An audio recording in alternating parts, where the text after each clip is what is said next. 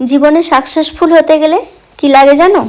অপমান, খারাপ লাগা, নিজের প্রতি আত্মবিশ্বাস আর একরাশ জেদ। ব্যাস, তোমার সাকসেস কেউ আটকাতে পারবে না, তোমার জয় নিশ্চিত। ভিডিওটা আমি শুরু করলাম রবিবারের দুপুরবেলা কী কী করেছি সেই নিয়ে। তো রবিবার দুপুরবেলা মানেই আমাদের বাড়িতে একদম মাংস হবেই হবে। আর সকালবেলা বর আবদার করেছিল ছাতুর রুটি খাবে, সেই জন্য ওর জন্য ছাতুর রুটি আর সাদা আলুর তরকারি বানিয়ে দিয়েছিলাম, সেটাই একটু মুড়ির সাথে খাচ্ছিলাম। আর আমাদের সেদিনকে মেনু ছিল মাংস, লাউয়ের চাটনি, মূলো শাক ভাজা, বেগুন ভাজা, ভাত হয়ে গেছে। আর এখানে দেখো বীজ আলুগুলোও চলে এসেছে। বাপির এবার আলু বসানোর পালা। বীজ আলু অনেক এসেছে। আর চিন্তাটা কি জানো তো, বাইরে ওপেন জায়গা আছে, হনুমানের উৎপাত প্রচণ্ড। দুদিন ছাড়াই হনুমানের উৎপাত হয় এখানে। হনুমানে আসলেই কত যে নষ্ট করে। জীবনে যখনই তুমি কিছুটা নিজের মতো করে চলতে যাবে বা চালাতে যাবে, দেখবে অনেক বাধা আসবে। আর সেই বাধাগুলোকে অতিক্রম করতে পারলে তবেই তোমার জয় সুনিশ্চিত হবে।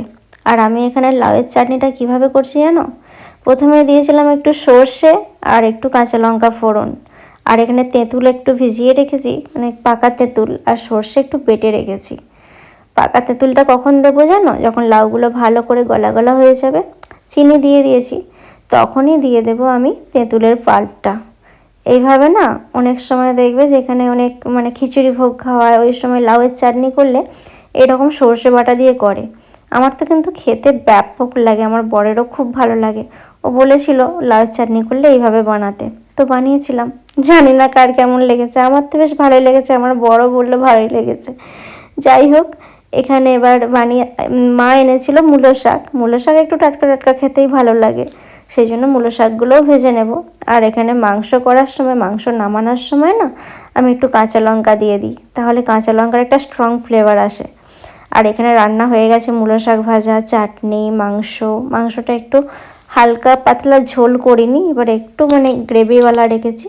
আর আমাদের রাহি বুড়ির চুলগুলো তো খুব বড় হয়ে গেছিলো, আর ঠান্ডাও লাগছে দুদিন ছাড়া, সেই জন্য ওর মা, ঠাম্মি, আমি সবাই মিলে ধরে বাড়িতেই চুলটা কেটে দেওয়া হয়েছে।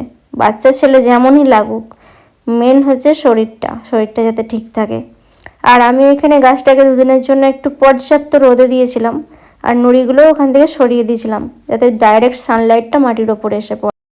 সবসময় সব অপমানের জবাব কথায় দিতে নেই, মাঝে মাঝে সেটা কাজের মাধ্যমেও দিতে হয়।